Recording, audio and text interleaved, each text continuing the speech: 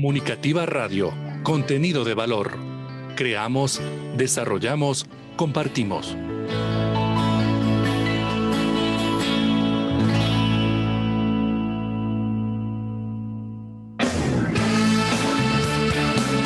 Emprendizaje Violeta. Ideas y acciones de mujeres para lograr la libertad financiera. Porque ellas crean, impulsan y transforman el mundo. Emprendizaje Violeta. La flor más bella, vagando por las estrellas, brilla más que el sol. Bienvenidos todos a este su espacio Emprendizaje Violeta, el programa de la Red de Mujeres Líderes que trabaja para empoderar, capacitar y desarrollar el potencial emprendedor, sobre todo de las mujeres. Agradecemos como siempre a Comunicativa Radio, a Omar Bastidas y Miriam Amagua por su apoyo para la realización de este programa. Hoy, como todos los miércoles, tenemos el programa de los miércoles terapéuticos.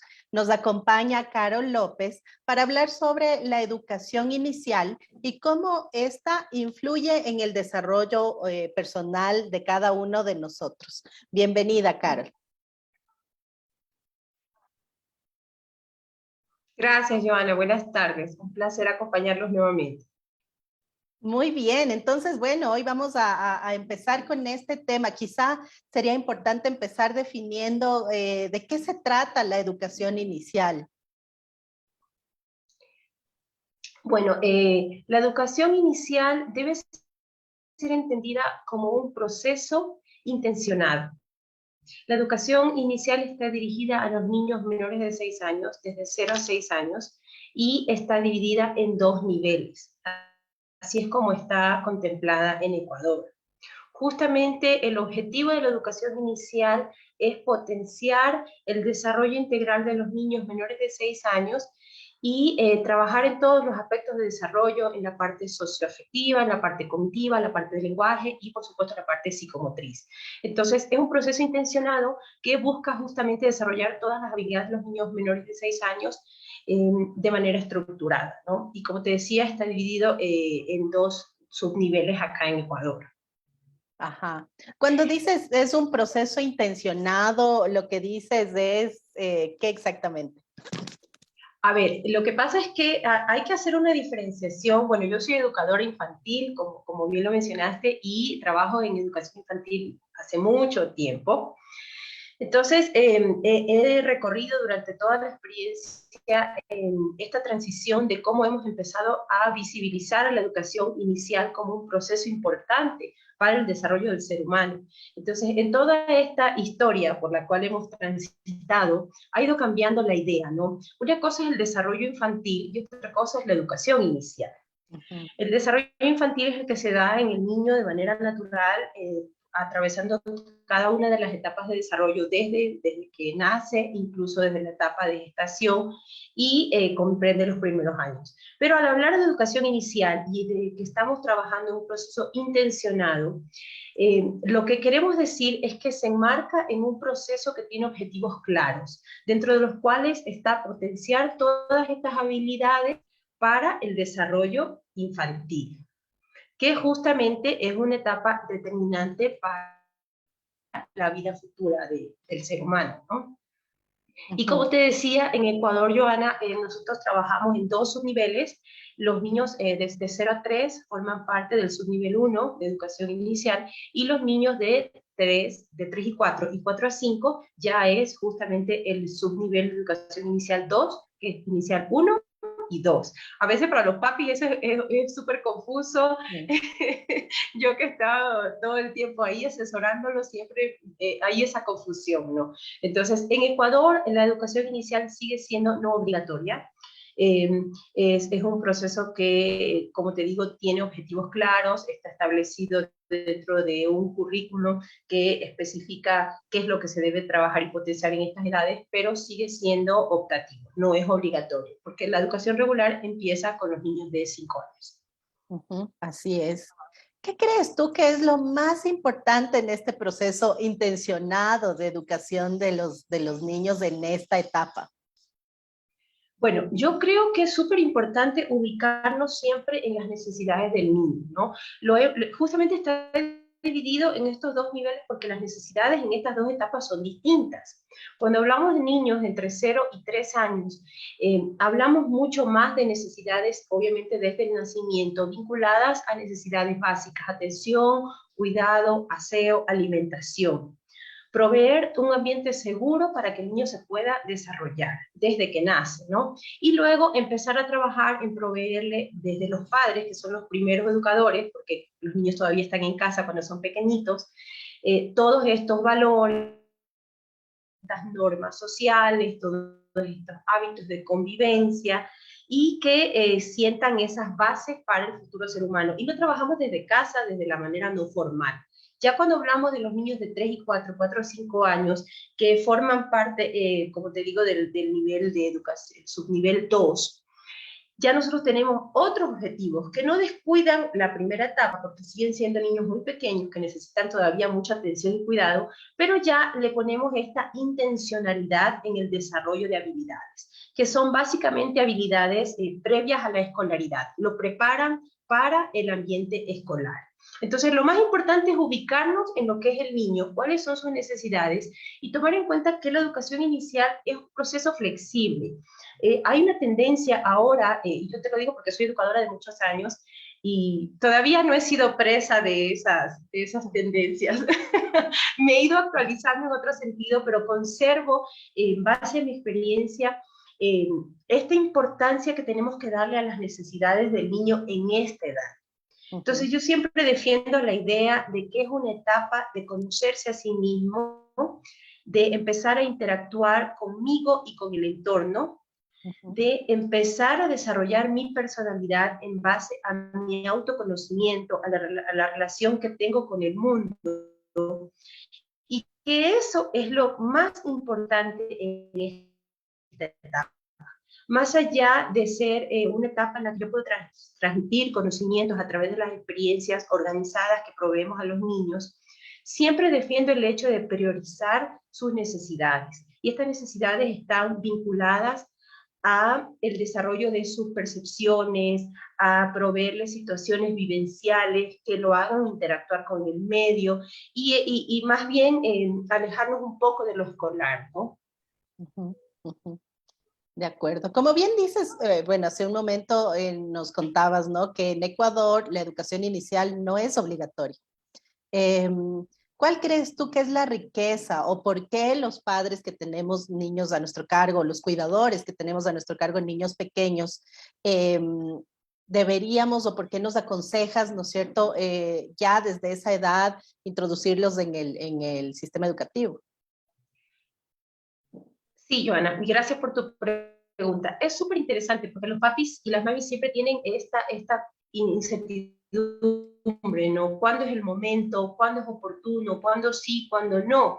Y yo siempre cuando los papás consultan, yo les pregunto, ¿cuál es su necesidad? ¿Usted está consciente de que su hijo tiene la necesidad de desarrollarse entre sus pares? ¿Usted está consciente de que esta etapa es fundamental para el desarrollo de su hijo en adelante?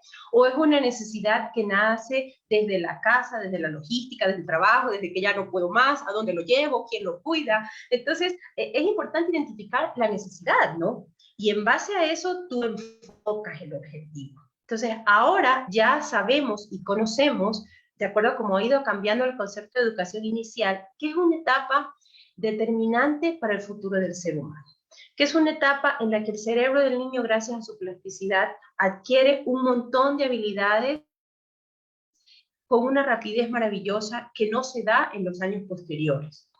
Entonces, yo creo que todos los que estamos vinculados de alguna manera, yo te lo podría decir como que es una cuestión más bien que nos implica a todos en la sociedad, a los que somos padres, a los que somos hijos, a los que somos educadores y a la sociedad en general, impulsar estos años, porque justamente es en esta etapa, en la primera infancia, en la que se sientan las bases del futuro ser humano, de lo que va a ser su personalidad. Entonces los padres, cuando entienden la educación inicial como este proceso intencionado que va a potenciar lo que va a ser mi hijo, adoptan la decisión de llevarlo.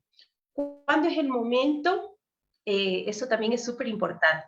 Los niños tienen muchas etapas y muchas necesidades por las cuales atraviesan en su primera infancia, y yo siempre les digo, y los pediatras también siempre sugieren a los papis, que les permitamos durante el primer año de vida justamente estar en casa en la medida de las necesidades que tenga la familia, porque sabemos que ahora con los padres que trabajan no siempre podemos mantenerlo a los niños en casa durante su primer año de vida. Pero es una sugerencia de que mientras tenga todavía el asunto de la lactancia materna, que esté fortaleciendo los lazos familiares, como te decía, adquiriendo de sus padres estos primeros valores. Hay una riqueza maravillosa en este cuidado de los primeros meses y que potencia el desarrollo también de una manera muy grande. Entonces, cuando el niño empieza, por ejemplo, la marcha, y luego ya tiene control sobre su coordinación motriz, empieza a aparecer el lenguaje, y vemos alguna señal también de inicio de control esfínterial, son momentos en los que el desarrollo del niño requiere otro tipo de intervención, que ya no necesariamente está cubierta por los cuidadores o los papás. Entonces, ahí es como un momento ideal en el que podemos decidir ya llevar al niño a un centro de educación inicial, o un centro de cuidado, un centro infantil, tenemos un montón de nombres. Sí. Desde tu experiencia, ¿cómo has notado tú esta influencia, ¿no? de los aprendizajes en la primera infancia y cómo eso, por ejemplo, en tus estudiantes más antiguos, a la medida en la que van creciendo, ha influenciado en su personalidad? Bueno, volviendo al hecho de que en la primera infancia, bueno, los niños desarrollan su personalidad hasta casi cerca de los 7 años. Entonces, todas las intervenciones que nosotros podamos realizar en los primeros años de vida, está reconocido que van a tener repercusión en la vida de este ser humano. Entonces, ya decía María Montessori, que me encanta esa frase, que el cerebro de los niños es como una esponja. Entonces, yo le agrego algo más, y yo le digo, esta esponja, a esta esponja le llega todo, lo bueno y lo malo. El niño no tiene en esta primera infancia la capacidad de discernir entre lo uno y lo otro. Entonces tenemos una responsabilidad muy grande en saber qué es lo que queremos proveer al cerebro del niño para potenciarlo. Y en el desarrollo de su personalidad mucho más, porque sabemos que la personalidad tiene varios componentes. El niño no es una hoja en blanco. Antes pensábamos que los niños llegaban y era una hoja en blanco en la que nosotros íbamos a ir modelando y a ir colocando. Pero ahora sabemos que los niños ya vienen con una carga, obviamente una carga genética que está vinculada a los aspectos que podríamos llamar del temperamento, y que la personalidad se construye en base al entorno, en base a las experiencias, en base a las vivencias, en base a estas primeras relaciones con mi familia, conmigo mismo y con otros de mi edad. Entonces, es ahí donde esa intervención debe ser oportuna para que el concepto de sí mismo empiece a formarse de manera positiva y repercuta en la personalidad adulta. Entonces, es súper importante el trabajo que realizamos desde la educación inicial, porque sabemos de la responsabilidad que tenemos, ¿no? Sobre estos niños que, como te digo, no son una hoja en blanco, ya vienen con un montón de carga, de cosas que ya traen, que son maravillosas, y cada vez más, ¿no? Ahora los vemos que son como mucho más despiertos, como mucho más interesados por otras cosas. Yo que he tenido niños desde hace ya muchos años atrás, los puedo un poco como ir comparando de cómo han ido cambiando. Pero siempre es importante que podamos potenciar, porque la influencia en el desarrollo personal, nosotros ya vemos en el niño, por ejemplo, que tiene un rasgo de introversión, un rasgo de que es un niño extrovertido, un rasgo de que tiene algún tipo de talento, que tiene una habilidad para aprender idiomas, y eso se ve desde los primeros años. ¿Cuál es su capacidad social? Nosotros lo podemos observar. Y cuando lo hacemos de manera intencionada, justamente lo que logramos es potenciar eso que ya detectamos en los primeros años. Vamos en este momento a enviarle saludos. Están acompañándonos Miriam Muñoz, quien nos manda saludos, y Natilú. Gracias por estar pendientes de la programación. Bienvenidas y saludos para ustedes también. Pueden dejarnos sus preguntas, si quisieran consultarle algo a Carol, este es el momento para quienes nos están observando en vivo. Bueno, y tomando en cuenta esto, ¿no? De que los niños en la etapa inicial son como estas esponjitas, ¿qué nos recomendarías tú a los padres y cuidadores de estos niños pequeños? ¿Qué crees tú que es lo más importante o lo vital, tomando en cuenta esto, ¿no? Bueno, yo siempre, cuando hablo con los padres, un poco los papis, las mamis, yo también soy mamá, fui mamá muy joven, y siempre tenemos como muchas preguntas en torno a cómo hago, ¿no? A qué es lo que hago para desarrollar la personalidad de mi hijo, cómo lo ayudo, cómo potencio, y ahora que hemos internalizado ya esta necesidad del niño, y que más bien estamos en la obligación de potenciar esta educación inicial para favorecer su desarrollo futuro, hay como mucho más interés, ¿no? Y eso es maravilloso porque más bien estamos dándole la importancia. Entonces yo a los papis siempre les digo, no hay manuales, pero hay cosas muy sencillas que podemos hacer en nuestra cotidianidad que nos permiten fortalecer a este niño que está formando su personalidad. Esta, por ejemplo, desde mi experiencia como educadora, yo te diría que las situaciones cotidianas que se dan en la relación que los niños tienen con sus padres, con sus hermanos, enriquecen mucho la personalidad. En el diario vivir nosotros podemos al niño otorgarle responsabilidades en la medida de sus capacidades que contribuyen a su autonomía. Los niños están en la capacidad de colaborar en las situaciones diarias, de poner la mesa, de ayudar a preparar un pastel, de preparar de ayudar también cuando ya ahora van al centro infantil a escoger, permitirles escoger qué es lo que quieren llevar, qué es lo que más les gusta. O sea, empezarlos a fortalecer en su autoconocimiento, que ellos se identifiquen como un yo que soy distinto al otro. Y todas esas actividades cotidianas nos ayudan a fortalecer más bien este crecimiento, ¿no?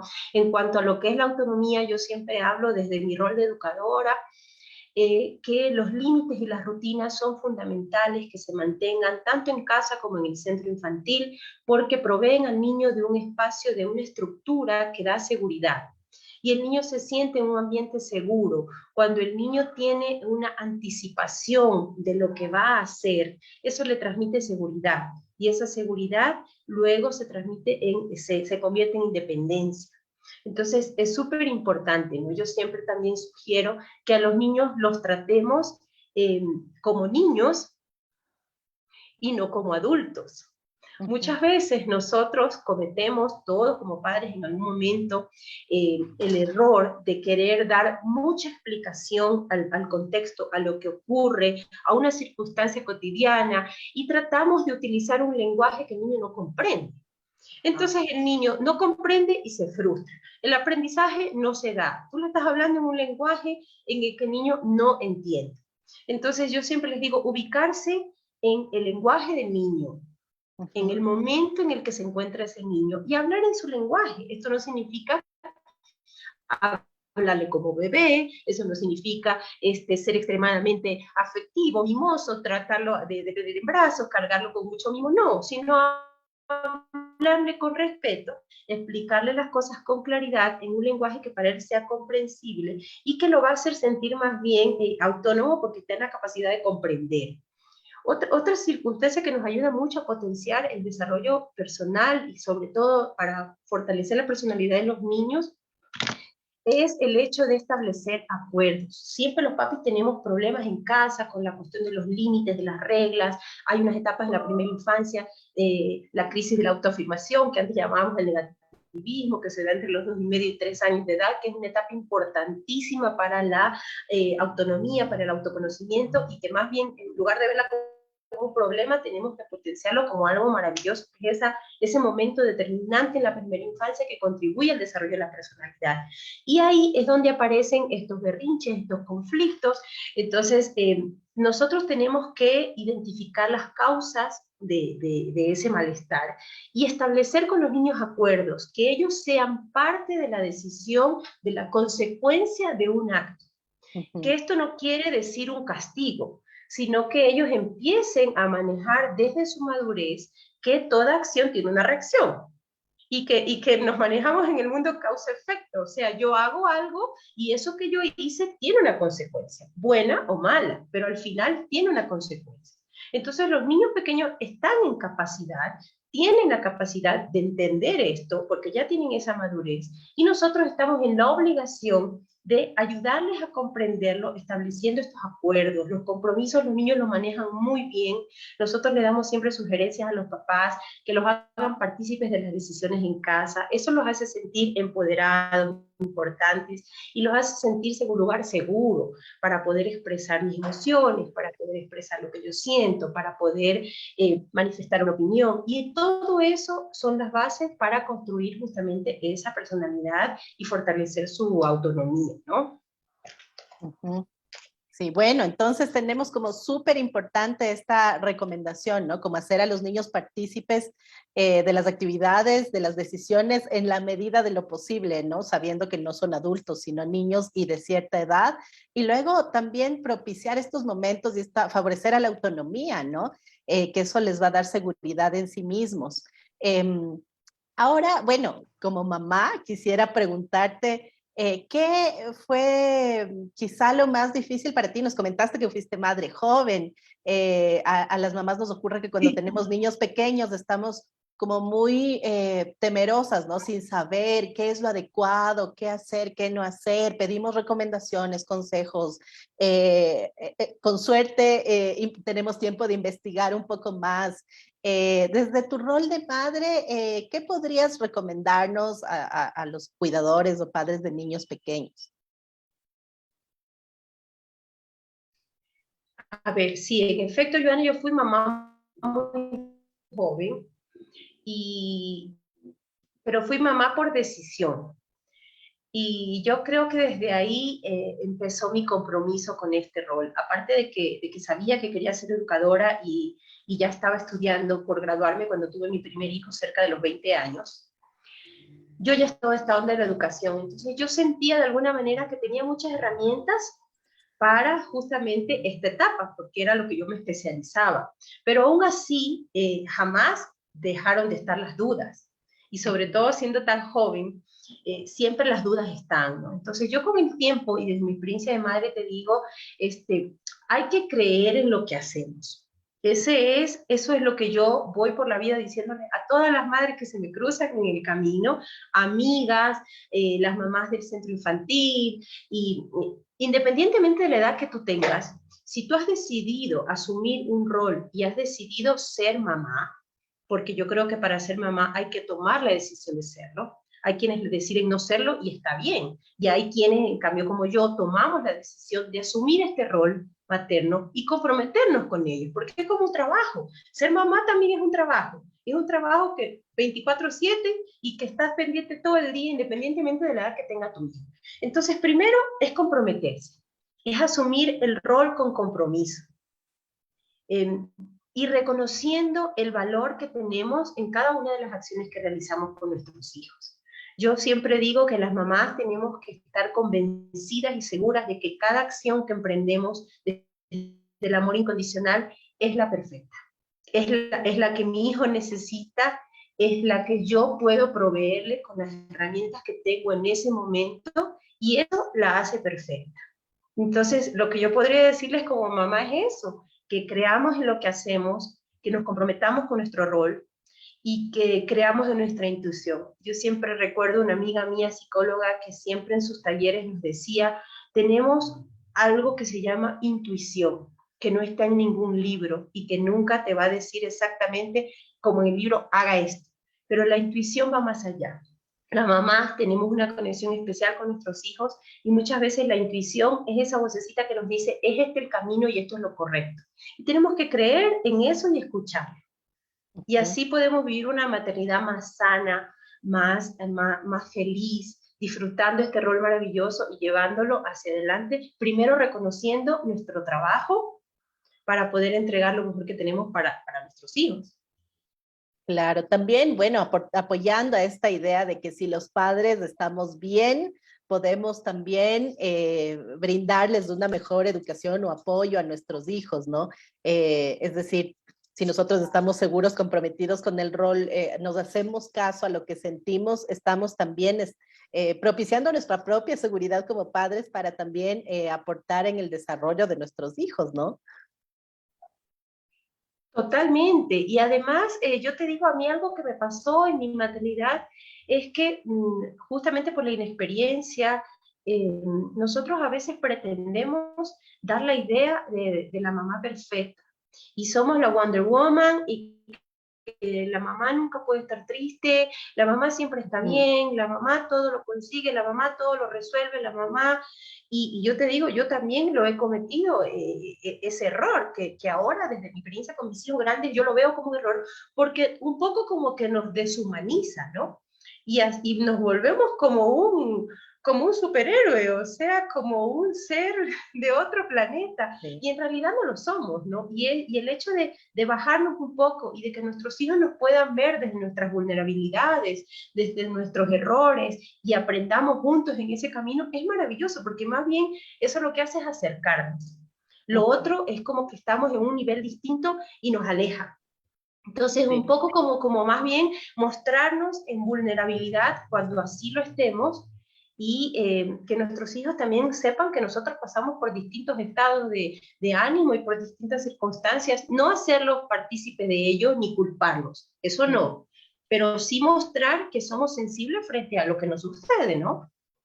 Así es. Bueno, y creo que con eso tenemos tema de conversación para un siguiente programa, ¿no? Sobre el rol de los padres o de los cuidadores, ¿no? ¿Qué es lo adecuado, como esto que dices, ¿no? Mostrarnos vulnerables y no como tener esta imagen. Conversaremos ampliamente en un siguiente programa sobre eso. Y el día de hoy, para ir cerrando nuestro programa, quisiera pedirte solamente un último consejo, una última frase con lo que nos quieras dejar el día de hoy. Sí, Joana, seguro vamos a seguir conversando sobre estos temas que me apasionan. Y bueno, con lo que los quiero dejar es que entendamos que nuestro hijo, nuestra hija, es nuestra responsabilidad desde el momento en que está en nuestro vientre, y que tenemos una oportunidad a través de la educación inicial de potenciar todo su desarrollo. Estamos en la obligación de hacerlo y de tomarlo como una oportunidad para darle todas las herramientas para que se construya en ese maravilloso ser humano que queremos que sea a futuro. Muy bien, entonces con esta última frase, este consejo que nos dejas, nos despedimos del programa de hoy. Ha sido un gusto compartir contigo, Carol, toda esta valiosa información con la que nos dejas. También ha sido un gusto compartir con todos quienes nos escuchan. Agradecemos nuevamente a Comunicativa Radio por el apoyo para la realización de este programa. Síganos en nuestras redes, @RML Ecuador, en Facebook, en Instagram. Sigan también la señal de Comunicativa Radio, que tiene programas muy interesantes. El Aprendizaje Violeta, que es el programa de la Red de Mujeres Líderes, se lleva a cabo de lunes a viernes de 6:30 a 7. Síganos y siempre tenemos temas interesantes. Con eso nos despedimos. Gracias, Joana. Buenas noches. Gracias por acompañarnos en este Aprendizaje Violeta. En el próximo encuentro, continuaremos con más ideas y acciones para lograr la libertad financiera. Hasta pronto.